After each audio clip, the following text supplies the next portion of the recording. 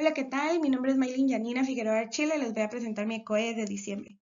Como datos generales, tenemos hija de YMGL, nacida el 20 del 11 del 22, de 12 días, sexo femenino, lugar de origen Hospital Roosevelt y lugar de residencia Zona 7 de Guatemala, fecha de ingreso 2 del 12 del 22. Motivo de consulta, tenemos ictericia de 4 días de evolución. La madre refiere que hace 4 días nota al paciente ictérico llegando coloración hasta miembros inferiores, por lo cual empieza a exponer al sol por 5 minutos. Posteriormente no observa mejoría, sin embargo no da importancia. El día de hoy la madre comenta que una conocida observa al paciente y esta le refiere que debe de consultar con un hospital, por lo cual lo trae. En antecedentes tenemos antecedentes prenatales. La edad de la madre es 30 años, 2 gestas, 2 partos, 0 cesáreas, 0 abortos, 2 hijos vivos, 0 hijos muertos. En control prenatal, la madre refiere a acudir a 6 citas en centro de salud, semanas de gestación 36, desconoce toxemia y en antecedentes médicos maternos tenemos una hito en primer trimestre de embarazo, tratado con antibióticos sin referir dosis o el antibiótico. En perinatales tenemos que la paciente es producto de PES, producto de segunda gesta, Apgar 8-9 con llanto espontáneo, pesando 4 libras 12 onzas, edad gestacional 36 semanas y no requirió maniobras especiales. En antecedentes postnatales tenemos crecimiento y desarrollo debido a la edad del paciente. El paciente presenta reflejos de moro, agarre plantar y agarre palmar. En la alimentación, la madre refiere lactancia materna complementada con fórmula especial y inmunizaciones están completas para la edad sin presentar carne. No refieren antecedentes patológicos. En perfil social, la madre refiere que vive en casa propia con 5 personas más, 3 habitaciones hechas de bloc, de un nivel la casa, con agua potable, sanitaria, drenaje y servicios básicos. Refiere que en casa nadie ha presentado enfermedad respiratoria y no se ha tenido contacto con personas contagiadas de COVID. La madre indica no presentar o no adquirir mascotas. No refiere información en aparatos por revisión por órganos y sistemas.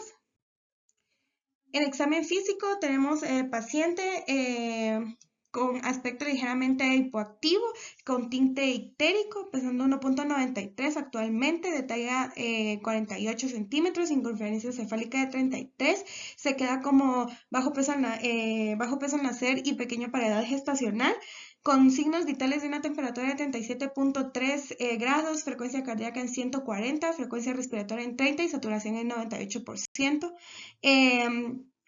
No presenta ningún otro dato positivo más que la presencia de ictericia. Aquí se encuentran fotos en las cuales se está iniciando la evaluación al paciente. En impresiones clínicas tenemos sepsis neonatal tardía, bajo peso al nacer, pequeña parada gestacional y deshidratación hipernatrémica. En datos objetivos tenemos lo que refiere a la madre, que el paciente presenta coloración amarilla, ictericia e irritabilidad. En datos objetivos, en el examen físico se encuentra una ictericia con Kramer 3. Como diagnósticos diferenciales podemos poner una ictericia neonatal, un síndrome colestásico o una colestasis o una neumonía adquirida en la comunidad. En plan diagnóstico se decide realizar hemocultivos, química sanguínea, más pruebas de función hepática, estas incluyéndoles bilirrubinas, hematología, gases venosos. En plan terapéutico se le administran soluciones al paciente y se inicia cobertura antibiótica y se inicia fototerapia. Debido a que el paciente se encuentra irritable, la madre refiere que hace 4 días presenta el tinte ictérico, podemos sospechar que pueda llegar a ser una sepsis neonatal tardía, ya que el paciente tiene 12 días y que estos síntomas y signos nos pueden orientar a este diagnóstico. Además que gracias a los laboratorios que se piden debido a el hemocultivo, la química y la hematología, nos ayudan a descartar o comprobar este diagnóstico. Ahora para hablar sobre la sepsis neonatal tardía. Tenemos de que es aquella situación clínica derivada a una invasión o bien y a una proliferación bacteriana de hongos o virus en el torrente sanguíneo del recién nacido. Se puede manifestar dentro de los primeros 28 días de vida. Esto se adjudica a la inmadurez del sistema inmunológico del neonato como un principal factor de riesgo que predice o predispone el desarrollo de una infección. En clasificación lo podemos clasificar de dos maneras. Una es el momento de inicio de la enfermedad o de la sepsis. La primera la podemos clasificar como un inicio precoz o una sepsis neonatal de inicio precoz que inicia los síntomas entre los primeros 3 a 5 días de vida. Y por otro lado tenemos la sepsis de inicio tardío, con un inicio de síntomas después de la primera semana de vida, como lo tenemos en nuestro paciente. Según también lo podemos clasificar por la vía de adquisición o de la infección. Esta la clasificamos por tres: sepsis de transmisión vertical, de transmisión nosocomial y sepsis adquiridas en la comunidad o sepsis comunitaria.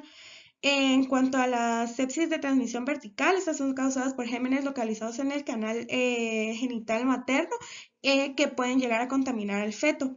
Por otro lado, tenemos la sepsis de transmisión nosocomial, que son producidas por microorganismos que se pueden localizar en los servicios de neonatología o en los servicios en el que el paciente estuvo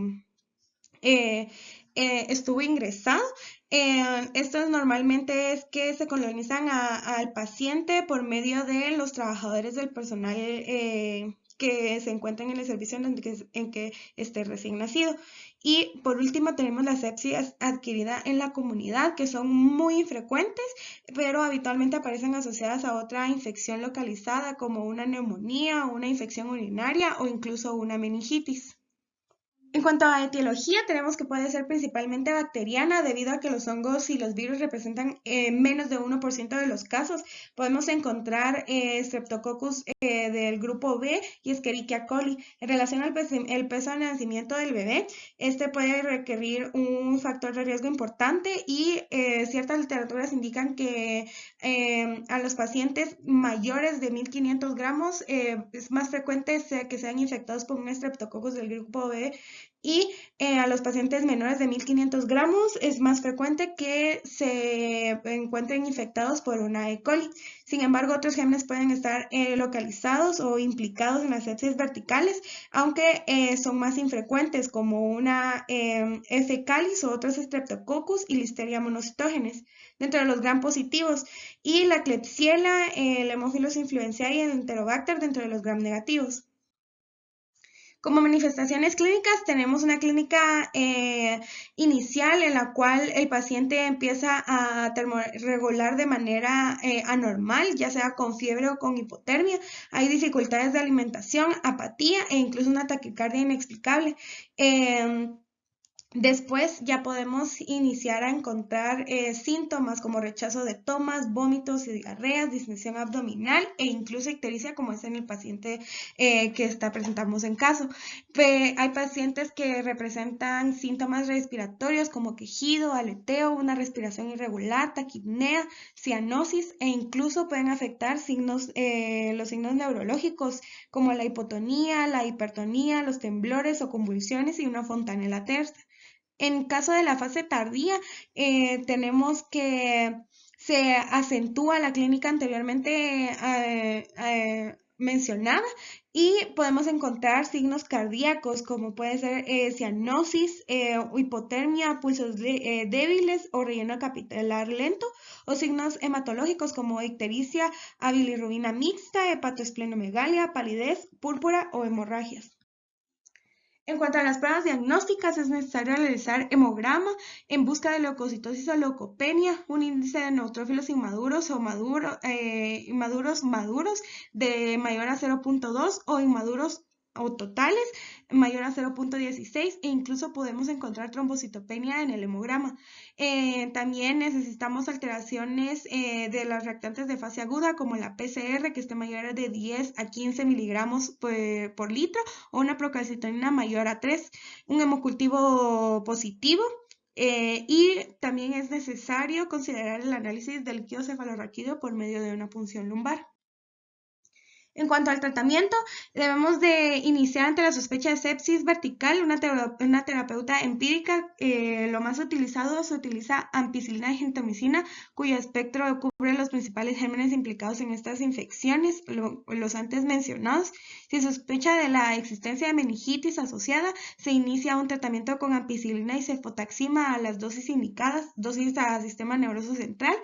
Cuando se confirma la sepsis por medio del hemocultivo positivo, el tratamiento antibiótico debe de basarse en el antibiograma que se muestra con el hemocultivo.